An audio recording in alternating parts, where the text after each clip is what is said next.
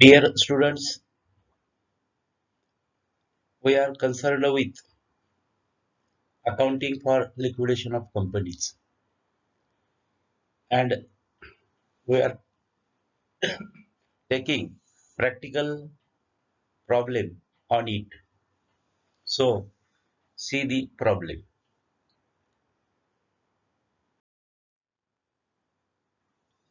Anjali Company Limited went into voluntary liquidation on 31st March 2020 when the following balance sheet was prepared.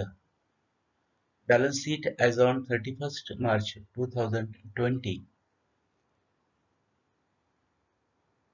First, we are looking equity and liability side. Under this, two important parts are recorded. One is shareholders fund and another is current liabilities. In shareholders fund, authorized capital is given rupees 30 lakh. We are not considering anywhere authorized capital for our solution purpose. Then subscribed capital 19 lakh 50,000. Reserve and surplus, it indicates loss, that is profit and loss account into bracket 9 lakh 8,000 9 lakh 86,800, that is given in bracket, it indicates loss. Current liabilities, under current liabilities sundry creditors are given, and these sundry creditors are classified into three parts. Preferential creditors 2 lakh 42,000, partly secured creditors 5 lakh 53,100, unsecured creditors 9 lakh 97,900. Bank overdraft 1 lakh 20,000. Total of equity and liabilities is 28 lakh 76,200. Then assets. Assets majorly classified as non-current assets and current assets. Non-current assets involve fixed asset. Under fixed asset, tangible assets in it, leasehold property is of 4 lakh 80,000, plant and machinery 6 lakh 55,000. These are the tangible assets, fixed asset. Then fixed asset having intangible nature,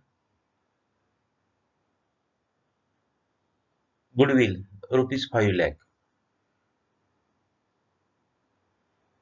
Current assets under it, stock 5 lakh 68,000, sundry debtors 6 lakh 48,200, cash in hand 25,000. Total of asset side 28 lakh 76,200.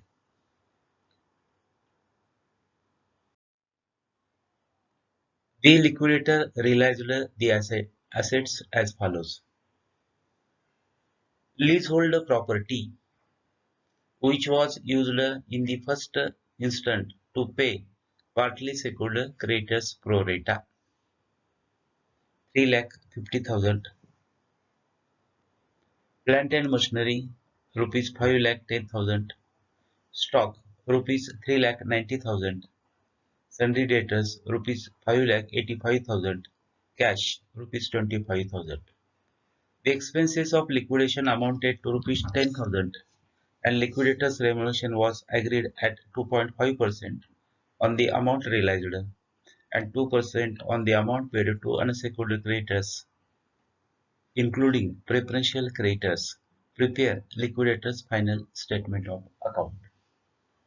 This is all about a problem. After reading a problem, we can determine what exact information is provided in the problem. The name of company is Anjali Company Limited. It goes into liquidation on 31st March 2020. Anjali company March 31 March 2020 ला लिक्विडेशनला करायचं ठरवलं. त्यावेळेला कंपनीला loss होता. आता यानंतर a liquidator is person who interested with the work of liquidation of the company.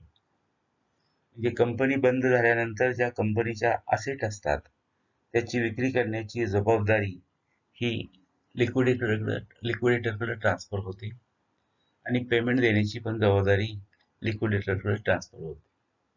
Asset ज्या विकतो लिक्विडेटर त्याला म्हणतात असेट रिअलाइज्ड.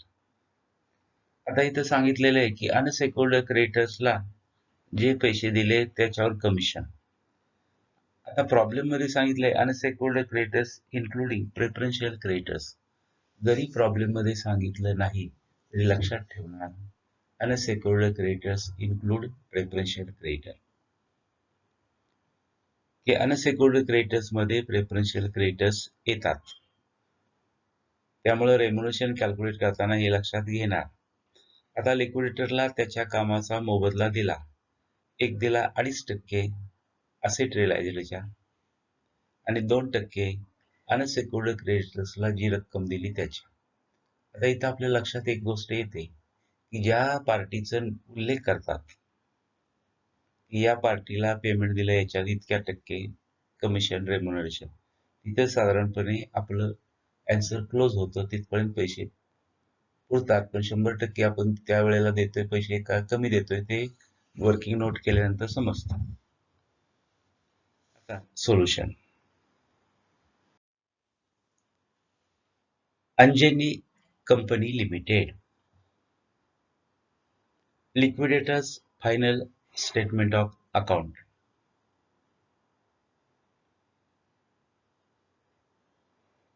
यामध्ये लिक्विडेटरनी जे असेट रिअलाइज केलेत त्या रिसीट बाजूला म्हणजे रिसीट बाजूला घेतलेत. हो, असेट्स रिअलाइज्ड. आता लक्षात ठेवा असेट रिअलाइज्ड मध्ये कॅश दिलेलं आहे. बॅलन्स शीटला पण कॅश दिलेलं आहे असेट बाजूला. आता मी काय सांगतोय ते व्यवस्थित आहे का. जर का कॅश फक्त बॅलन्स शीटला दिला असेल, फक्त बॅलन्स शीटला, तर रिसीटला लिहिणार टू कॅश इन हँड. मात्र जर कॅश बॅलन्स शीटला पण दिलाय आणि असेट रिअलाइज्ड मध्ये पण दिलाय तर अशा वेळेला कॅश हा असेट रिअलाइज्ड मध्ये लिहिणार. पहा, तो असेट रिअलाइज्ड या प्रॉब्लेम मध्ये असेट रिअलाइज्ड मध्ये कॅश दिलेला आहे. कोणत्या लीज होल्ड प्रॉपर्टी 3,50,000. आता सेक्युर्ड क्रेडिटर्स म्हणजे सेक्युर्ड क्रेडिटर्स जास्त रकमेचे आहेत. त्यासाठी आपण लीज होल्ड प्रॉपर्टी सेक्युर केली. आता ती मार्केटला विकली तर त्याचे पैसे आले 3,50,000. Plant and machinery 5,10,000. Stock 3,90,000. सनरी debtors म्हणजे उधारीचे पैसे वसूल केले 5,85,000.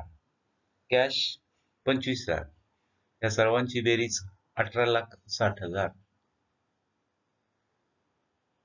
18,60,000. जर कॅश स्वतंत्र लिहिला असता, कॅश म्हणजे सुरुवातीला लिहिला असता तर कधी लिहिला असता, जर नुसता तो बॅलन्स शीटच्या असेट बाजूला असेल तर. आता या प्रॉब्लेम मध्ये कॅश बॅलन्स शीटच्या असेटला पण आहे आणि असेट रिअलाइज्ड मध्ये आहे, म्हणून आपण तो असेट रिअलाइज्डला दाखवला. कॅश 25,000. 1 2 3 4 5 5 असेटवरचे पैसे. लीज होल्ड प्रॉपर्टी विकली, प्लांट अँड मशिनरीची रक्कम विकली, स्टॉक विकला, डेटर्स पासून पैसे जमा केले उधारीचे आणि कॅश शिल्लक होता. या सर्वांची बेरीज झाली 8,60,000. याला म्हणायचं ग्रॉस रिअलायझेशन. लेस पार्टली सेक्युर्ड क्रेडिटर्स. आता क्रेडिटर्स कशावर आहेत तर ते आहेत लीज होल्ड प्रॉपर्टी. 5 लाखापेक्षा जादा काहीतरी रक्कम घेतलेली आहे आपण सेक्युर्ड क्रेडिटर्स. परंतु आता ती कशावर आहे? लीज होल्ड प्रॉपर्टीवर आहे. आता लीज होल्ड प्रॉपर्टीवर किती पैसे मिळाले? 3,50,000 एवढेच आपल्याला पार्टली सेक्युर्ड क्रेडिटर्सला सध्या पेमेंट दाखवता येईल. 3,50,000. जे सेक्युर्ड क्रेडिटर्सचा अजून जो भाग राहील त्याची मी वर्किंग नोट घेणार आहे आणि ते अनसेक्युर्ड क्रेडिटर्स मध्ये दाखवणार आहे. जी रक्कम येईल ती त्याला म्हणणार part of secured creditors not paid. ही कोणती बाजू झाली? रिसीट. आता पेमेंट बाजू. पेमेंट बाजूला पहिला आयटम असतो सेक्युर्ड क्रेडिटर्स म्हणायसाठी फक्त. डायरेक्टली आपण कधीही आतापर्यंत दाखवलेलं नाही. ते ऑटोमॅटिकली असेट रिलायझर मधून मायनस होईल. त्यामुळे आता पेमेंट बाजूला 8 आयटम सिक्वेन्सनं आपल्याला त्याचं पेमेंट करायचं. हे 8 आयटम कोणते? हे आता मी आपल्याला सांगणार आहे. तेच आयटम आहेत, तोच सिक्वेन्स आहे, तीच ऑर्डर आहे आणि तोच क्रम आहे. त्याच क्रमाने आपण पैसे देणार. म्हणजे पहिली पार्टी, दुसरी पार्टी, अशा 8 पार्टी म्हणजे ज्यांना पेमेंट करायचे किंवा ज्यासाठी पैसे करायचे खर्च, ती बाब. इथं 8 बाबी लक्षात घेणार. पहिली बाब, लीगल चार्जेस किंवा लीगल एक्सपेन्सेस. कंपनी बंद होण्यासाठी आलेला कायदेशीर खर्च. प्रॉब्लेम मध्ये दिला असेल तर लिहिणार, नसेल दिला तर नील लिहिणार. 2. Liquidators remuneration. लिक्विडेटर कंपनीच्या असेट विकतो, पेमेंट करतो, त्याबद्दल त्या कामाचा त्याला मोबदला दिला जातो. हा मोबदला 3 पद्धतीने दिला जातो. Fixed remuneration, remuneration on the basis of asset realized, and remuneration on the basis of payment made to. आता या प्रॉब्लेम मध्ये कन्सर्न पार्टी, या प्रॉब्लेम मध्ये पार्टी आहे अनसेक्युर्ड क्रेडिटर्स. या प्रॉब्लेम मध्ये दोनच पद्धतीने आपल्याला इथं कमिशन कॅल्क्युलेट करायचं आहे. एकंदर पद्धती आहेत 3, पण या प्रॉब्लेम मध्ये फक्त आलेत किती? 2. पहिली बाब काय? पहिली बाब की असेट रिलायझरवर रेम्युनरेशन कॅल्क्युलेट करायचं. नंतर कशावर करायचे? त्यानंतर आपल्याला करायचे पेमेंट मेडवर करायचे कॅल्क्युलेशन टू अनसेक्युर्ड क्रेडिटर्स. हा झाला 2 नंबर. 3 नंबर असतात लिक्विडेशन एक्सपेन्सेस किंवा त्याला वाइंडिंग अप एक्सपेन्सेस म्हणतात किंवा त्याला कॉस्ट ऑफ वाइंडिंग अप असं म्हणतात किंवा liquidators out of pocket expenditure म्हणतात. हा प्रॉब्लेम मध्ये असेल तर लिहिणार आपण. जे कंपनी बंद होण्याचा खर्च. 4. Preferential creditors. जे प्रेफरन्शियल अग्रहक्काची देणी. Creditors are classified into 3 categories, namely preferential creditors, secured creditors and unsecured creditors. Preferential creditors मध्ये काय येतं? गव्हर्नमेंटची सर्व देणी येतात. Rates, taxes, cesses. मग ते स्टेट गव्हर्नमेंट असेल, सेंट्रल गव्हर्नमेंट असेल किंवा लोकल गव्हर्नमेंट असेल. यानंतर एम्प्लॉईचे सॅलरी, वेजेस हे प्रेफरन्शियल क्रेडिटर्स मध्ये येतात. यानंतर कॉम्पेन्सेशन पेएबल टू एम्प्लॉई हे सुद्धा प्रायोरिटी मध्ये येतात. नंतर holiday remuneration payable to employees हे सुद्धा प्रायोरिटी मध्ये येतात. इन्व्हेस्टिगेशन एक्सपेन्सेस येतात. तर जे काय असेल ते आपण इथं लिहिणार आहे. Number 5. Debenture holders having floating charges किंवा क्रेडिटर्स हॅव्हिंग फ्लोटिंग चार्जेस किंवा लोन. की इथं आपल्याला डिबेंचर होल्डरची प्रिन्सिपल अमाऊंट आणि इंटरेस्ट असेल तर लक्षात घ्यावं लागतं. यानंतर 6 नंबर येतो अनसेक्युर्ड क्रेडिटर्स. अनसेक्युर्ड क्रेडिटर्स मध्ये सन्डी creditors, bills payable, outstanding expenses, BOD, part of secured creditors not paid एवढ्या गोष्टी येतात. या प्रॉब्लेम मध्ये येणारे part of secured creditors not paid याची आपण नोट घेणार आहे किंवा त्याचा उल्लेख उत्तरामध्ये येणार आहे. यानंतर नंबर असतो अनसेक्युर्ड क्रेडिटर्स, नंतर नंबर असतो प्रेफरन्शियल होल्डर्स आणि शेवटचा नंबर असतो equity share holders. These are the 8 items given in the priority list. While making payment. आता हे 8 आयटम असले तरी सर्व प्रॉब्लेम मध्ये किंवा सर्व सोल्युशनसाठी हे 8 आयटम येतील असं नाही. जिथं पैसे संपतील तिथं आपलं उत्तर क्लोज होणार. म्हणजे इथं अनसेक्युर्ड क्रेडिटर्स म्हणजे पार्टी नंबर 6 पर्यंत पैसे पुरणार, पुढच्या पार्टी कोलॅप्स होणार, म्हणजे पुढच्या पार्टीला पैसे मिळणार नाहीत. म्हणजेच इथं उत्तर क्लोज होईल. कुठं क्लोज होईल उत्तर? इथं अनसेक्युर्ड क्रेडिटर्सला होईल. आता इथं रिसीट बाजूला फक्त एकच आयटम आला, asset realised,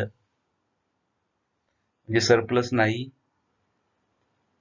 calls in arrears नाही, पार्टली पेड शेअर्स नाही. रिसीट बाजू संपली. आता पेमेंट बाजू, एक एक आयटम आता मी सिक्वेन्सनं बोलणार. पहिला आयटम लिगल एक्सपेन्सेस. कंपनी बंद करण्यासाठी ज्या कायदेशीर बाबींची पूर्तता करावी लागते त्यासाठी जो खर्च येतो त्याला म्हणतात लिगल एक्सपेन्सेस. या कंपनीच्या बाबतीमध्ये लिगल एक्सपेन्सेसची रक्कम आपल्याला प्रॉब्लेम मध्ये दिलेली नाही, त्यामुळे आपण बाहेर लिहिलं legal expenses nil. Next, by liquidators remuneration. किती? 2.5%. कशाच्या? हे 2.5% असेट रिअलाइज्डच्या.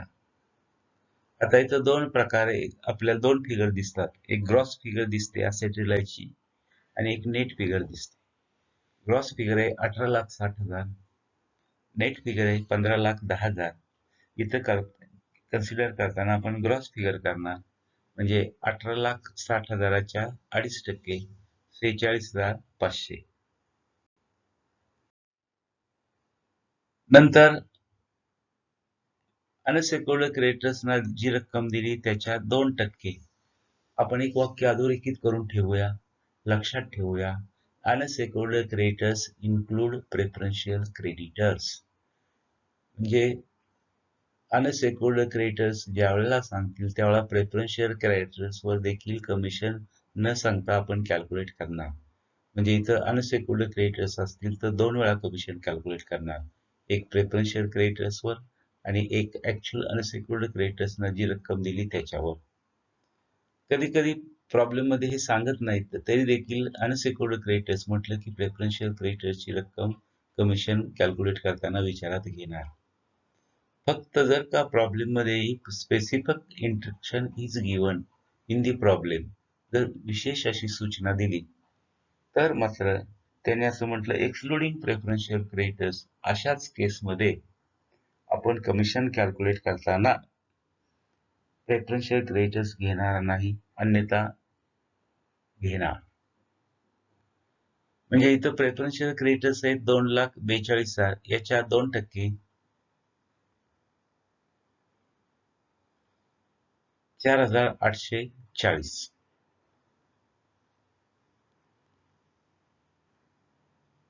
4,840. आता परत म्हटले 2% ऑफ रुपीज, म्हणजे अनसेक्युर्ड क्रेडिटर्सना जी रक्कम दिली त्याच्या 2%. आपल्याला माहित आहे की अनसेक्युर्ड क्रेडिटर्सना रक्कम किती द्यायची हे आपण पुढे दाखवलेले पहा. Bank overdraft, unsecured creditors, part of secured creditors not paid, म्हणजे द्यायचे 13,21,000. 2,03,100 कुठून आले तर पहा, आपण लीज होल्ड प्रॉपर्टी तारण घेतली आणि लोन घेतलं होतं 5,53,100. त्यापैकी लीज होल्ड प्रॉपर्टी विकली 3,50,000. म्हणजे लीज होल्ड प्रॉपर्टी विकल्यानंतर लगेच पैसे त्यातून दिले 3,50,000, म्हणजे द्यायचे राहिले 2,03,100. हे 2,03,100 हे सेक्युर्ड क्रेडिट अनसेक्युर्ड क्रेडिटर्स मध्ये दाखवणार. याची आपण पुढे नोट नंबर 4 तयार केलेली आहे. म्हणजेच अनसेक्युर्ड क्रेडिटर्सना 3 रकमा द्यायच्या आहेत. एक bank overdraft 1,20,000, unsecured creditors 9,97,900, part of secured creditors not paid 2,03,100, असे टोटल द्यायचे 13,21,000. मात्र आपल्याला इथं वर्किंग नोट घ्याव्या लागतील. पैसे एवढे आहेत का? तर तेवढे पैसे नाहीत असं वर्किंग नोट नंबर 2 मध्ये दिसतंय. त्यामुळं पार्टली पेमेंट पॉसिबल, म्हणजे काहीच रक्कम देऊ. म्हणजे 100 कमिशनचा दर 2 आहे. 100ला मध्ये 2 ऍड केले, 102ला 2, तर बॅलन्सला किती? म्हणजेच 11,83,000 दिले, त्याच्यावर किती? अनसेक्युर्ड क्रेडिटर्सची रक्कम दिली 11,83,000, त्याच्या 2% 23,660. हे शेवटी कॅल्क्युलेट करतो, पण इथं आता प्रॉब्लेम मध्ये मी सोडून दाखवलेलं आहे, ते वर्किंग नोट मध्ये पुढे येणार आहे. नेक्स्ट, पुढचा नंबर आहे बाय प्रेफरन्शियल क्रेडिटर्स. प्रॉब्लेम मध्ये दिलेत 2,42,000. बाय डिबेंचर होल्डर्स नीड नाही, डिबेंचर होल्डर्स बाय अनसेक्युर्ड क्रेडिटर्स. यामध्ये प्रॉब्लेम मध्ये दिले बँक ओव्हरड्राफ्ट 1,20,000, अनसेक्युर्ड क्रेडिटर्स 9,97,900 आणि वर्किंग नोट नंबर 4 केली. आपण कशी केली मी सांगतो. पहिल्यांदा लिहिलंय secured creditors on leasehold property 5,53,100 less amount realised on leasehold property 3,50,000. 3,50,000 तसेच त्यांना म्हणजे राहिले 2,03,100. म्हणजे आता ती जी तारण दिलेली असेट होती त्याच्यावर आता पैसे मिळणार नाहीत. म्हणजे आता राहिलेले पैसे कुठून द्यायचे? तर अनसेक्युर्ड क्रेडिटर्स मधून द्यायचे. म्हणजे राहिले 2,03,100 हे अनसेक्युर्ड क्रेडिटर्स मध्ये दाखवलं. याची आपण स्वतंत्र नोट तयार केलेली आहे आणि इथं पण अनसेक्युर्ड क्रेडिटर्सला दाखवलं. असं 13,21,000 द्यायची होती, पण प्रत्यक्ष आपण दिले 11,83,000. का 11,83,000 दिले? की तेवढे 13 लाख द्यायला पैसे नव्हते. जेवढे उपलब्ध होते ते कुठं उपलब्ध होते ते समजलं, वर्किंग नोट नंबर 1 ला समजलं. त्याच्यातून लिक्विडेटरचा रेम्युनरेशन वजा केला नोट नंबर 2 मधून 2 ला, आणि प्रत्यक्ष पैसे राहिले 11,83,000. एवढे आपण पैसे अनसेक्युर्ड क्रेडिटर्सला दिले. जे द्यायचे होते 13,21,000. एवढे पैसे आपण देऊ शकलो नाही, दिले फक्त 11,83,000. म्हणजे आता लिक्विडेटर्स रेम्युनरेशन मध्ये आपण आलो 2% ऑफ 11,83,000. म्हणजे काय? अनसेक्युर्ड क्रेडिटरच्या 2% आणि बाहेर आले 23,660. अशा रीतीनं इथं पैसे संपले, इथं उत्तर संपलं. दोन्ही म्हणजे प्रेफरन्स शेअर होल्डरचा नंबर आलेला नाही किंवा इक्विटी शेअर होल्डरचा नंबर आलेला नाही. When cash is over or cash is finished, there is no way for making a payment. पैसे संपल्यानंतर कुठलाही आपल्याला पेमेंट करायला मार्ग हा नाही. म्हणून लिक्विडेटर्स फायनल स्टेटमेंट ऑफ अकाउंटच्या दोन्ही बाजूंची बेरीज 15,10,000, 15,10,000.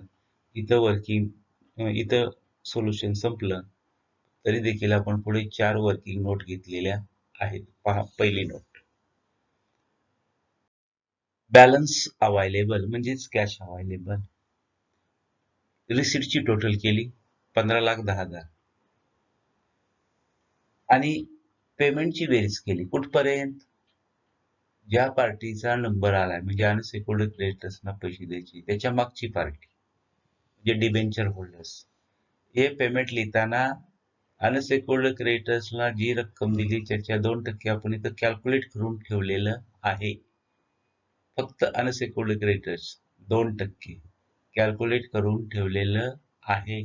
मात्र त्या बेरजेमध्ये ते घ्यायचं नाही, बाकी सगळं घ्यायचं. पहा, payments up to debenture holders 46,500, 4,840, 10,000, 2,42,000. बेरीज झाली 3,03,340. म्हणजे राहिले 12,06,660. त्याला म्हटलं बॅलन्स अवेलेबल.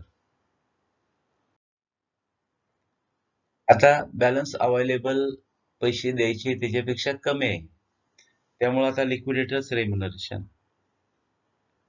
आता लिक्विडेटर्स रेम्युनरेशन कसा कॅल्क्युलेट करणार?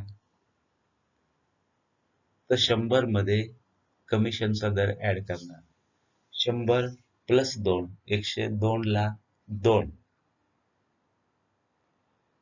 तर बॅलन्सला किती म्हणजे 12,06,760 ला किती म्हणजे 12,06,766 भागिले 102 गुणिले 2 बरोबर कॅल्क्युलेशन येतं 23,660. आता लिक्विडेटरचा रेम्युनरेशन हा कशावर आहे? On the basis of payments made to unsecured creditors. Unsecured क्रेडिटर्सना रक्कम देण्यासाठी आपल्याकडे पुरेसे पैसे नव्हते म्हणून असं लिहिले बघा. Cash is not sufficient so partly payment is possible. 102 ला 2 तर 12,06,760 ला आले 23,660. जर पैसे पूर्ण असते, भरपूर असते, सगळे देता आले असते अनसेक्युर्ड क्रेडिटर्सला तर म्हटलं असतं 100 ला 2. 102 का म्हटलं तर पैसे कमी आहेत म्हणून. ही दुसरी नोट झाली. Note number 3. Actual payment to unsecured creditors. Working note number 3 is prepared on the basis of working number 1 and 2 only. No other information is required here. Only 2 working notes already prepared by us are very important for making a working note number 3. 3 नंबरची working note आपण तयार करतो. 3 नंबरची working note तयार करताना काय आपण लिहिणार? बॅलन्स अवेलेबल म्हणजे आपल्याकडे पैसे किती शिल्लक आहेत. It is called as cash available. हे कुठं दिसतं? वर्किंग नोट नंबर 1 ला दिसतं. किती आहेत पैसे आपल्याकडे शिल्लक? 12,660 लेस लिक्विडेटर्स रेम्युनरेशन. अतिशय महत्वाचं. इथं रेम्युनरेशन घेताना फक्त आणि फक्त 2 नंबरच्या नोटचाच घेणार. बाकी रेम्युनरेशन इथं कॅल्क्युलेशनला घेत नाही. नोट नंबर 2 मध्ये लिक्विडेटरचा रेम्युनरेशन दिसतो. किती दिसतो? 23,660 म्हणून असं म्हटलंय less liquidators remuneration into bracket refer working note number 2 only. 2 नंबरची नोट बघा. 23,660. 23,660 यातून मायनस केले म्हणजे 12,06,760 मधून 23,660 मायनस केले म्हणजे राहिले 11,83,000. 11,83,000 that is actual payment made to unsecured creditors. Unsecured creditors ना एवढे प्रत्यक्ष पैसे द्यायचे दिले म्हणजे आपण त्यांचे 13 लाख काहीतरी होते ते तेवढे 13 लाख आपल्याकडे नाहीत.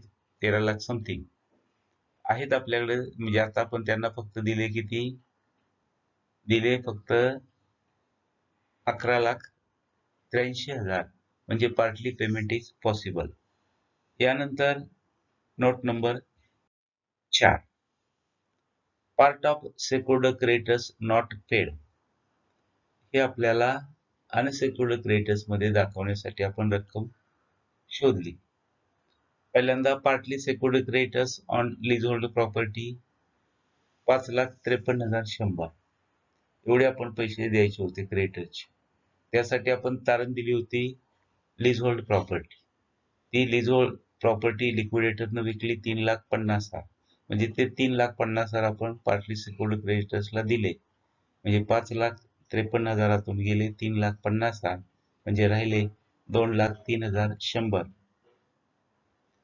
आता एवढे पैसे द्यायचे राहिले सेक्युर्ड क्रेडिटर्सचे परंतु आता लीजहोल्ड प्रॉपर्टी संपली म्हणजे 2,03,100 राहिले. हे कुठे दाखवायचे?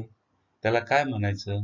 त्याला म्हणायचं part of secured creditors not paid आणि दाखवायचे shown under unsecured creditors on payment side. Unsecured creditors मध्ये दाखवलं part of secured creditors not paid. In this way, we focused solution by preparing additional 4 working notes also. These working notes are supporting notes to our answer. That's why we have prepared that notes. Thank you for patiently listening.